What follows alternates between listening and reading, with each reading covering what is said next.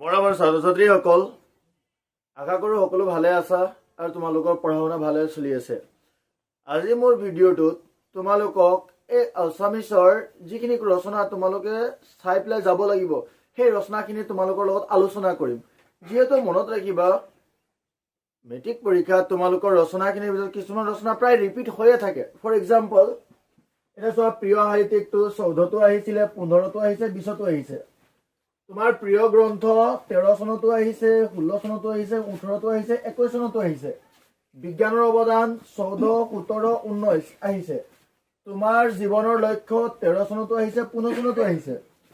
অসমৰ প্ৰাকৃতিক সম্পদ 16 চন আৰু 21 চনতো আহিছে। তো মেট্ৰিক পৰীক্ষাত কি হয়, ৰচনা তিনিখন প্ৰায় আহিবই। তো সেই ৰচনা তিনিখনৰ ভিতৰত তোমালোকৰ এইকেইটা ৰচনাৰ ভিতৰত কোনোবা এখন পঢ়াটো প্ৰায় 99% সম্ভাৱনা আছে আৰু। চ' তোমালোকে এইকেইটা ৰচনা মন দি চাবা। আৰু লেটেষ্ট দূৰদৰ্শনো প্ৰায় ৰিপিট হৈ থাকে, কিন্তু দূৰদৰ্শনটো যিহেতু মানে যোৱা বছৰ আহিছেই, চ' দূৰদৰ্শনটোক আমি আণ্ডাৰলাইন কৰি পেলাই এইটোক বাদ দিওঁ। দূৰদৰ্শনত আহি গ'ল আমাৰ 5টা ৰচনা। এই 5খন ৰচনা তোমালোকে ধুনীয়াকৈ চাই যাবা। লগতে আৰু 2খন ৰচনা যিটো বৰ্তমান খুবেই প্ৰয়োজনীয় ৰচনা হৈ আছে বৰ্তমানৰ কাৰণে। এটা হৈ গ'ল চন্দ্ৰযান 3,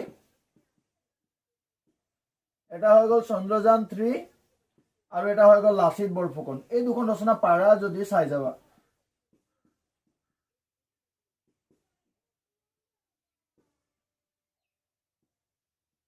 লাচিত বৰফুকন এইকেইটা ৰচনা চাই যাবা। যদি কাৰোবাৰ ওচৰত এইকেইটা ৰচনা যদি মজুত নাই, তেন্তে তোমালোকে মোৰ ডেছক্ৰিপশ্যনত মোৰ মোবাইল নাম্বাৰটো দিয়া থাকিব। তোমালোকে তাত মেছেজ কৰি দিবা, মই তোমালোকক সেই ৰচনাখিনি দি দিয়াৰ বাবে চেষ্টা কৰিম। আজিলৈ ভিডিঅ'টো ইমানেই।